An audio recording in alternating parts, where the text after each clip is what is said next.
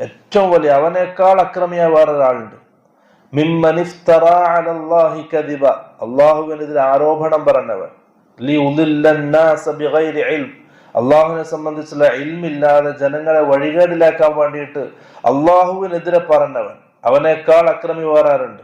ഇന്നല്ലാഹ ലാ യഹ്ദി മിനൽ ഖൗമിൽ ളാലിമീൻ, അള്ളാഹു സുബ്ഹാനഹു വ തആല ളാലിമീങ്ങളായ അതിക്രമങ്ങളായ ആൾക്കാരെ ഹിദായത്തിലാക്കുകയില്ല.